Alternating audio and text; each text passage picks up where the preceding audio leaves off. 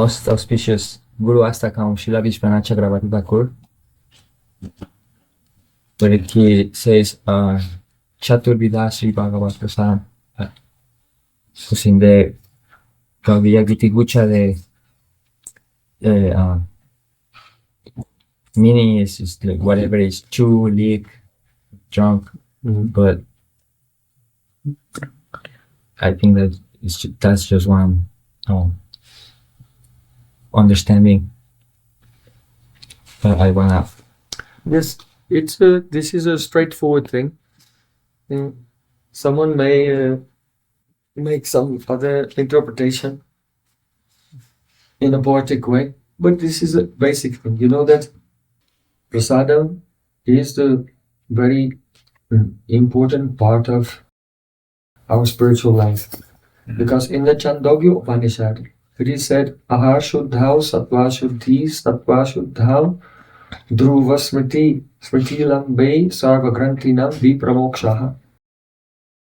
It means when our food stuff is pure, then our consciousness becomes pure. When our consciousness becomes pure, then our ability to meditate becomes established and engage in smaran. And when smaran is elongated and you can be deeply absorbed in remembering Krishna for a long time, then all the knots of material existence are untied. So if someone Vishaya Ana Kaila Malin Hoy Man Malin Mana Hoy Nahi Krishna Mara Smaran Chaitanya Taramita. Chaitanya Mahaprabhu has said that if you eat the foodstuff which is materialistic or cooked by a materialistic person or sponsored by a materialistic person, then the mind becomes contaminated, and with a contaminated mind you cannot remember Krishna. So Chaturvidha Sri Bhagavat Prasado Swadhana Tirtan Haribhakta Sangha, when the spiritual master, he sees that all the devotees are taking the remnants of his Ishtadev, the deity, he is very satisfied because he knows that it is liquidating, it is neutralizing all their karmas. Yagyashistashinaha santo muchante sarvakil vishayi bhujitete tugam papam ye pachanta prakaranat. Krishna said, those who honor the remnants that have been offered in sacrifice to me, all their sins are destroyed. But those who eat for their own enjoyment, then they're eating only sin and they become more contaminated. So the living entities, they're bound in this world. And when they start to take prasadam, their body is purified, their mind is purified, they can engage in smaran, and very soon the soul will be liberated. Of course, the advanced devotees, when it's time to honor prasadam, they have so many bhavs, they have so many ecstatic moods, just like our Sri Chaitanya Mahaprabhu. When Govinda used to bring him Jagannath Mahaprasad, then he would just sniff the prasad, and by the fragrance of the prasad he would be in ecstasy. But he would not taste, because Chaitanya Mahaprabhu follows Maryada. He strictly follows etiquette. So he told his servant, oh, take Mahaprasadam to my Paramananda Puri and Brahmananda Bharati seniors. My seniors should get the prasadam first, and when they've received the prasadam, then I'll take. And then Mahaprabhu just smelling the prasadam, then he would become lost. Gopya kimachradayam kushlam sobhino damodaradra sudam api gopikanam bhunte swayam yadavasista rasamar lindyo prishyotato shrumamakus momachus taravo yatarya. As soon as Mahaprabhu would just smell the prasadam, he would remember, oh, this is the nectar of Shri Krishna's lips. And then this verse would appear in his heart spontaneously from Srimad Bhagavatam, where Braja Gopis, they're criticizing Shri Krishna's flute. Say, who is this flute? We knew Krishna since our childhood. And now this newcomer came along, and he's with Krishna all the time. He's in his hand, he tucks in his belt, he tucks in his turban, he sleeps with his flute. And now this flute is drinking all the nectar of Krishna's lips and not giving any to us. So the gopis, they become mad in love, because that's the nature of love. Kamata hi prakriti kripanas chaitana chaitaneshu.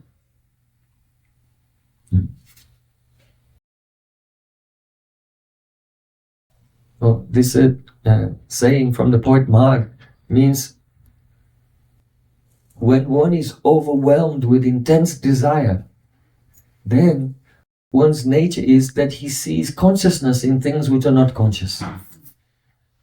So the fact that the gopis are criticizing the flute and say he's a very bad person, it actually indicates that they're overwhelmed with intense desire for Sri Krishna. So kamatahi prakriti kripanas chaitana chaitaneshu. This often happens. Gopis see things which are not, because in spiritual world everything's conscious, but according to the Madhurya Lila, they think they're in an ordinary life. So Srila Raghunath Goswami prays, Krishna Bhaktram Vajuschistam Prasadam Param Adayat Datam Danishtaya Devi Kim Manasyami Te Grata. When will that day come?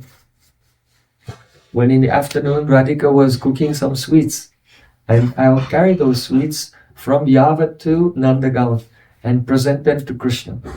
Then Krishna, he will taste that preparations cooked by Radharani, and something will be left. And in the house of Nanda Baba and Yashoda Maya, Danishta Staki, she stayed there and helped so much, and she'll take some remnant of Krishna and put them in a box and give to me, and I'll quickly come running back to Yavat and then stand in front of Radharani and present to her Krishna's remnants. And then Radhika will take Krishna's remnants, and oh, what a bliss. Why? Because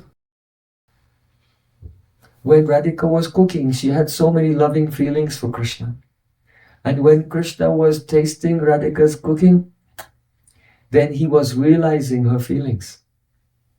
And then he had so many new feelings. And then when Rati Manjari brought that prasad back to Radhika, when Radhika tastes Krishna's remnant, then Radhika realized what Krishna was feeling when he was realizing what she was feeling.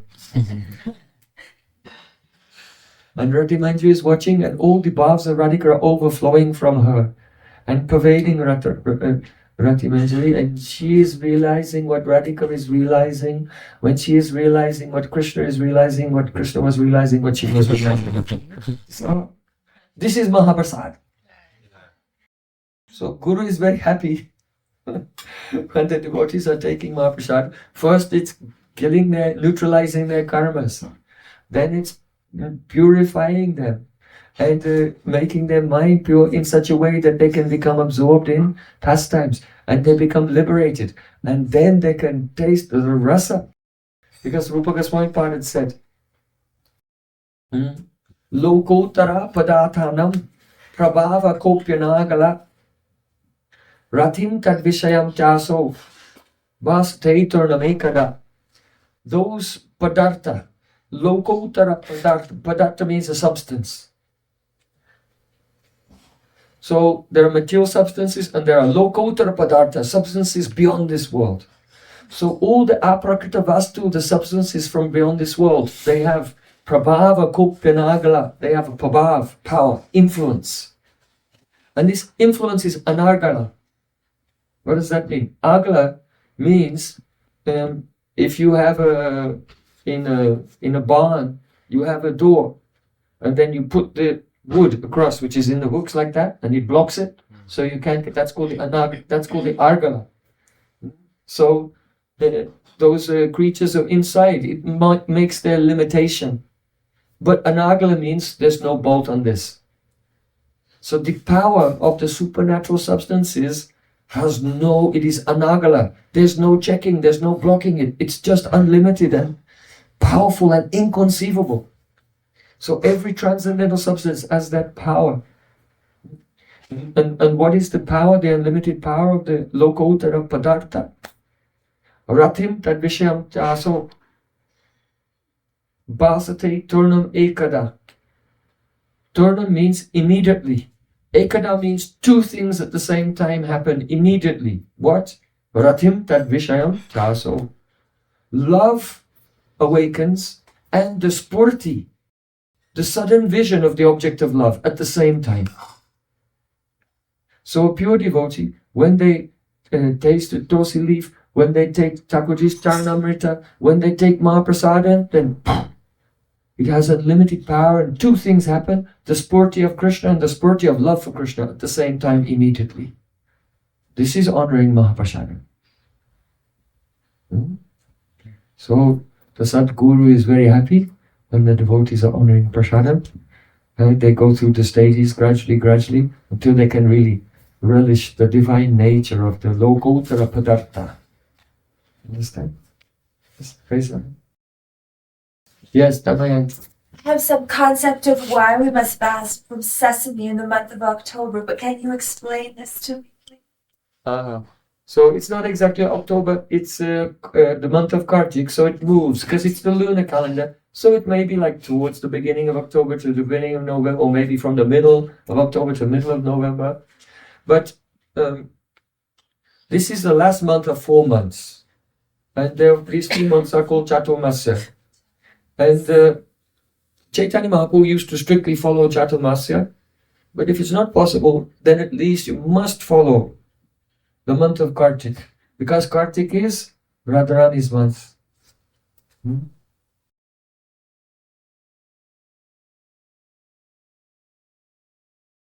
In the month of Kartik, we make some sacrifice. And so, there are many things which are forbidden to take at that time. It's not that, you can get love of God by not eating sesame seeds for 1 month. But the point is that the diet is restricted, and many things that are maybe due to us. Tahini is very wonderful, right? So many things that are very dear to us, we make a sacrifice so that every day we're remembering, oh, I will not take this on. Why? Because I want to attain the service of Radha and Krishna and making a sacrifice. So it is not the actual substance which makes a big change, like biochemically, that in this month, if you don't take the molecules which are in honey and sesame and all of these things, that it has some special effect. But rather, Krishna and Radhika, they're so merciful that they're always looking for an excuse to give mercy. So then in the Shastra, Krishna will say, okay, I'll make a special arrangement for you to get mercy. If you will be submissive to me, if you'll be subordinate, if you'll just obey me. Because the principle is to obey Krishna. Agya palane Krishna yaichi paritosh. Krishna is satisfied when we follow his order. So Krishna gives us a chance. I'll give you these orders. If you become subordinate, if you become submissive, if you sacrifice the base instincts of your body for the sake of being situated in your soul's consciousness, then I'll bless you with spiritual advancement. So Ekadasi is like that as well. It's just a special arrangement of the Lord to give us a chance every 2 weeks to sacrifice for Krishna's happiness, because that's the nature of bhakti. Bhakti means Krishna te akila bhoga tyag, for the sake of Krishna to leave our worldly enjoyment, and Krishna arte akila chesta parayan, and for the sake of Krishna to make all types of endeavor.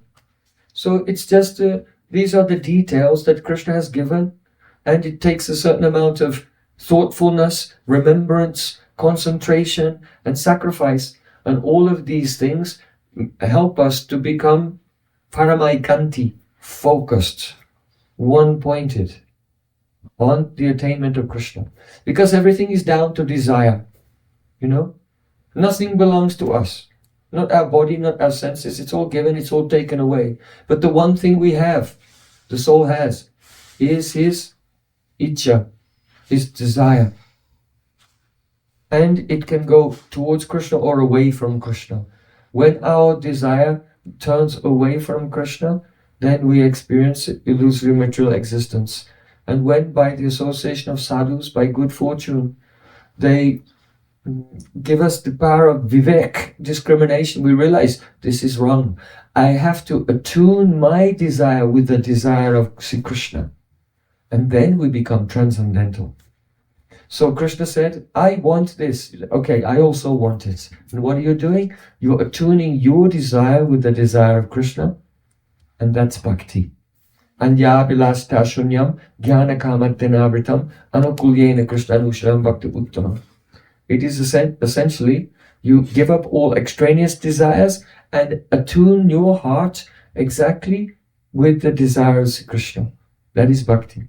Because bhakti is a Samveta Ladini, Krishna's own pleasure potency. And when it's in Krishna, his Sachidananda Vigraha, the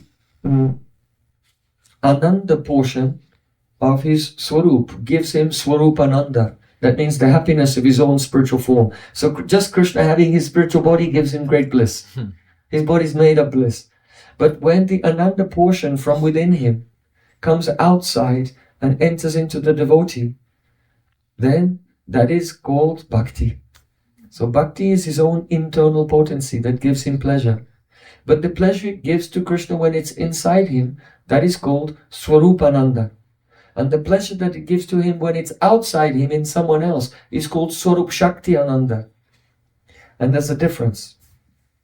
The difference is that the same pleasure potency which is within him, when it enters into his devotee, it gives him more pleasure when it's in the devotee than when it's in him.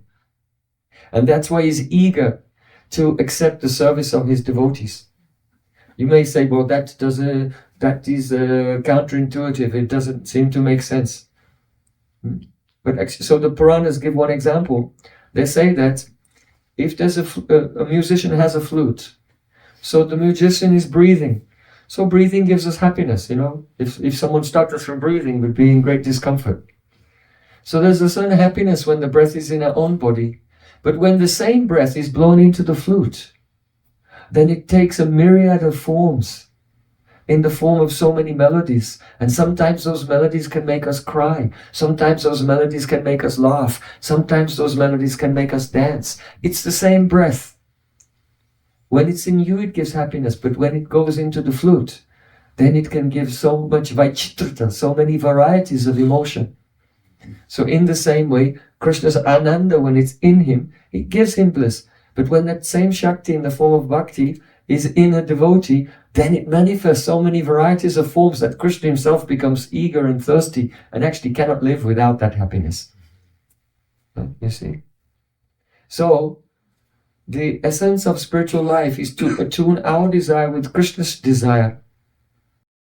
And that means to come under the control of his Bhakti Shakti. So all these rules and regulations which are given in the scripture, the ultimate meaning is the attunement of our desire. Therefore it says, Smartavya Satadam Vishnu Vismatavanya Najatu Chit Sarva Vidhi Nisedashur Aitiot Eva Kinkara. It means Sarva Vidhi Nisedasyu, all the vidhi, all the rules and all the regulations. Don't take the honey, don't take the sesame seeds, don't take the tomato, don't take the brinjal. What does it all mean? It all means one thing. All of these rules and regulations are servants of just two rules. Number one, always remember Krishna. And number two, never forget Krishna. So this is how this Vidhi works. Vidhi can never awaken the moods of Braj. Last night we were speaking about the moods of Braj. So it's impossible for Vidhi to awaken the moods of Braj. But following Chaturmasya, following Kartik Braj, these are favorable because they increase our ability to do Smarana. And then if we do Smaran following the pure Vaishnavas, who are infusing us by their katha with the sweet moods of Braja, then we can attain. The rules and regulations by themselves will not provide that. Vidhi Bhakti Brajabhava Paiti Nahi Shakti. Yes, congratulations. Narasimha. In regards to Japa, I know that there's different instruction like chanting more loudly, chanting like kind of under your breath, and then chanting in your mind. And are these instructions in correlation to particular stages in your spiritual development? Like, should we be too careful to like not chant too silently or in our mind because our mind's so lost? Absolutely. Yeah. Absolutely. You know, actually there's a certain section of our Gaudiya Vaishnava community, and even I know some of my own godbrothers, they're confused on this point. But in some other paribars as well, like many members in the Gadada paribar, they said japa should be manasik japa. Because in Hari Bhakti Vilas it says the manasik japa is 100 times more powerful. So, but this is wrong. It's a wrong conclusion. In Padasamrita, Sri Rupa Goswami says, Nama Rupa Charitari Sukirtananu Smirtyo Kramena Rasana Manasi. Rasana means the tongue and Manasi means the mind. Both of them have to be engaged at the same time. The tongue and the mind must be engaged at the same time. So, and the reason is, that Mahaprabhu is, the Yuga Dharma is Kirtan. And Mahaprabhu said, Param Vijayate Shri Krishna Sankirtanam. Now, japa is of three types. Vachik japa, which is audible, loudly audible. Upangsu japa, which is very soft. You can hear it, but others may hear just a pss, pss, pss, pss, pss. But you can hear it yourself inside. So there's a little sound. And then there's manasik japa, which is the lips and tongue are not moving. For kirtan, the lips and tongue, ostaspandana matrina kirtanam bhavati. The lips and tongue must be moving, otherwise it's not kirtan. So the manasik japa is not kirtan, it's actually in the category of smaran. And smaran was the yuga dharma for Satya Yuga. So if you want to do your japa in complete silence, then you're millions of years too late, because that was that was in Satya Yuga. What time is it? 7:07. It's Kali Yuga. Oh. So you have to chant openly. You have to chant either you can chant loudly or you can chant softly, but not in the mind, because that is not kirtan. And so if you promote that, then you're actually uprooting Mahaprabhu's whole mission. His whole mission is Kirtaniya Sadahari, and you say, well, actually, no. Don't do that. So it's quite wrong. It's quite wrong. So now we see Rupa Goswami's Chaitanyastakam in, I believe, the 5th verse. He says, Hare Krishna Chutchais Purita Rasano Nama Ganana Kritagranti Sreni Subhaga Katitsu Jalakara Vishalaksho Dirga Galai Gulake Lanki Bhuja Sachaitanya Ki Me Puna Apatisho Yashati Pada. Oh, when will that Chaitanya Mahaprabhu again come onto the pathway of my eyes?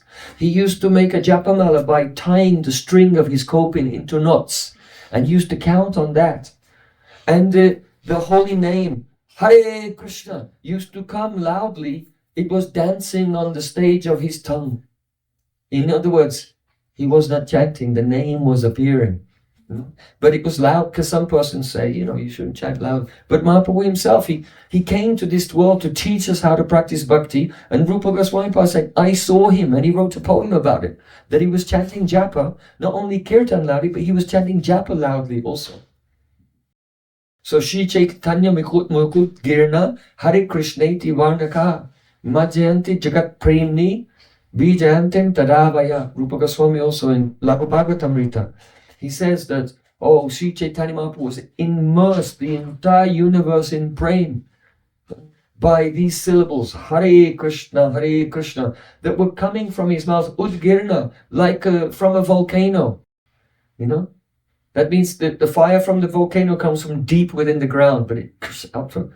So Sri Chaitanya Mukut from the Prem deep within his heart, he was coming out in the form of Hare Krishna. So you should chant loudly. So some persons say that when you get really advanced, then you'll. But you should know that when Krishna disappeared from the Rasa Leela and all the gopis were in separation, did they all sit in meditation? No. Gopi Geet, they're all singing. They're all singing. So the manifestation of the Krishna Nam comes in two ways. It is either the vilap, biraha vilap, that means crying in separation. No one does manasik crying. When you cry, you cry, right? So either the appearance of the holy name is biraha vilap, that means the lamentation of burning separation, or it is the Ananda Sitkar. Ananda Sitkar means like if the woman, she's experiencing great pleasure, then she makes a sitkar. It's like it's a breathing, a sound of that's inexpressible joy. That is called sitkar. So when the devotee is chanting, if they experience the joy of meeting with Krishna, then Hare Krishna. It appears as the Ananda Sitkar. So Hare Krishna mantra for the advanced devotees, it comes in the form of singing and loud chanting, because it's either Viraha Vilap or Ananda Sitkar. Now, it's said that Srila Haridas Thakur, he used to chant 1,64 rounds loudly. And then the next 64 rounds, upangsu, softly. And the next 64 rounds in his mind. So if devotees ask about chanting in the mind, I said, sure, when you get to your third lakh. If you want to do it when you get to your third lakh, no problem. Just finish your first 128 rounds and then you can do it. Right? And what that means is that just like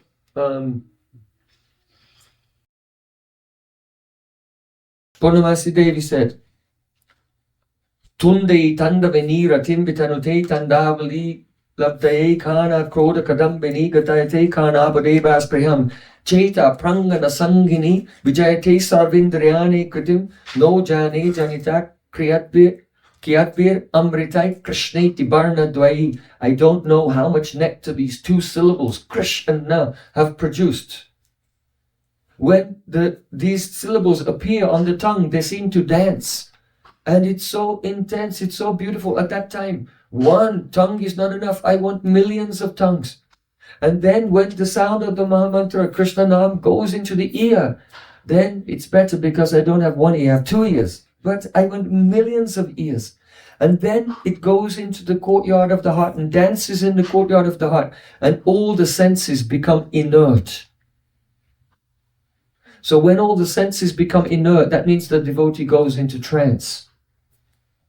You see? And so then, on the outside, you see that, oh, he's chanting in his mind. Because what happened is, because we were discussing Nanam, the Aprakrita Pran, the holy name in the form of supernatural Pran, it appears in the Muladhara Chakra on the level of Pran. Then it comes to the Manipura Chakra on the level of the Manas. Then it comes to the Anahata Chakra and becomes the level of Madhyama. So Parapasyanti Madhyama. So sometimes it happens that the name becomes stuck on the Madhyama platform and it doesn't come. It doesn't get to the throat. Gud. The throat is choked and it becomes stuck on the Madhyama platform. And so the devotee, that he's chanting in his mind. But he didn't decide to chant in his mind. It's the play of Naam. Always remember this. In Naam Bhajan, Naam is Karta. The name is the doer. You are not the doer. So when the holy name takes over, the holy name may make the devotee chant loudly or softly or in the mind. So if the holy name is making you chant in your mind, it's okay. But if you're making you chant in your mind, then you're millions of years late. Sorry. Wrong yuga. Wrong yuga dharma. You see? So you should see. And even that devotee in whose the shabda has become stuck in the madhyam stage, it's there on the madhyam level. So it's not coming out. He's gone into trance. He's chanting, that person or she is chanting in the spiritual body. They realize they go perform and they're in Vrindavan and they're singing. Radha Raman, Radha Kanta, Hare Krishna, Hare. They're singing the holy names in the spiritual. It only looks like they're chanting in the mind to you from the outside. But inwardly the kirtan is still going on. You see? So, don't forget. Smrityo Kramena Rasana Manasi Niyodya. Look at Krishna Namastakam. What does Rupa Goswami? If you want to know about how to chant, just look at what Rupa Goswami himself has written. Don't speculate. See, Krishna Namastakam has 8 verses. And the last verse is the highest verse. Of the 8 verses, the last verse is the highest verse. What does Rupa Goswami say in the last verse? Come on. Isn't it? Isn't that what Narada? Yes, correct, yes. Yes. Oh, you should learn. Learn Shikshastakam, of course. Learn Krishna Namastakam. Because one of the ways to overcome Namaparad is to learn the prayers that glorify the holy name and say them. I say Rupa Goswami's Krishna Namastakam when I finish my Gayatri. I give pranam to Guru, pick up my Japa mala, and I hold it on my head, and I say the whole Krishna Namastakam of Rupa Goswami, Nikala Sutra Moli Ratnamala Juti Nirajita Tavapankajan, Ayamuktakula Apwasamanam Patastvam Harinama Sangsharami, Janamade Muni Brindagaya, Janaranjana Paramaksharakate, Tomadara Apimanagadi Tam Nikalo Grata Papel. Say the whole Krishna Namastakam before I chant. So the last verse is Narad Vinod's Jivana Suduri Niryas Madhuri Pura, Tom Krishna Nama Kamas Puramai. Rasena Rasane Sada. It means, oh Harinam, you who give life to the Veena of Narad. You know, we all speak about Narad playing his Veena. Actually, most of the time he doesn't even play it. He just sings Hare Krishna, and the Veena comes alive and plays itself. That's what it means. Narad Vinod Jivan. Uj Jivana means comes to life. Oh holy name, you who make Narad's Veena come to life. Narad Vinod Jivana. Sudurmi. Sudha Urmi means waves of nectar. Sudurmi Niryasa Madhuri Pura. There's an essence of sweetness. And this name is like the high waves in the ocean of the essence of sweetness. Tam Krishna Nama Kamas Purame. O Krishna Nam, fulfill my desire. Spurame, spoke Dharma. Spurame means manifest your spoke Dharma. Make a spurti, appear, burst into my consciousness. How? Rasena, with rasa, not alone. Not only with bhav, but with rasa. And rasane means on my tongue. Appear with rasa on my tongue. You see? So if Rupa Goswami in the highest verse of his Namastakam is praying for the holy name to dance on his tongue, and you're saying, well, you know, that's for the neophytes. Rupa Goswami, what does he know? I am advanced. You should chant in the mind. This is all foolishness. So try to be in the Anugati of Guru and Gauranga and Srila Rupa Goswami. All the pramans are there in Shastra. Chant loudly, because we discussed, it's a pran. And the pran manifests on 4 levels. And when you're chanting, then you also hear it. And again, it causes the control of the mind. So loud chanting is the best. And actually, Sankirtan, doing kirtan along congregationally with devotees, Jiva Goswami Pad said, that's even better than japa. He said because it produces the chamatkar bhav. It makes astonishing ecstasies that you cannot experience even when you're chanting japa. Will come in loud sankirtan. And especially it's valuable because if there's a group of devotees having kirtan together, if at least one of them there has bhav and has so much realization, if you do kirtan with that devotee, then that devotee's bhav spread out and everyone gets uplifted and have realizations they could not have if they had kirtan alone or without such an advanced devotee. So to have loud sankirtan in the association of advanced devotees, this is the best of the best. What did Chaitanya Mahaprabhu do in Navadvip in his Nitya Leela? Every day he's doing Sankirtan through the town, and every night he goes to Sriva Sangam and he's dancing in Kirtan with all this the whole night. Right. So Ucha Kirtan, loud Kirtan, this is the best. This is the best thing. Don't think, oh, I'm like the 6 Goswamis sitting and chanting for hours and hours and this. I'm not going to do this neophyte singing and dancing with everyone. Yeah? Srinivasacharya, he saw the 6 Goswamis. He's a direct Shikshika disciple of Jiva Goswami. And when he remembered his gurus, the first thing he remembered, Krishna Kirtana Kananatana Paro Premamritambo Nidhi. The first thing, Krishna Ut Kirtan, loud Kirtan, Gana, singing, Nartana, dancing, Paro, absorbed in that. So don't think that the 6 Goswami is a bunch of bespectacled nerds, just writing books and not talking to anyone, staying alone like hermits. They were out there together with it, singing and dancing loudly. That was their main occupation. Jai. Sri Harinam Prabhu ki jai. Gaur Premanande.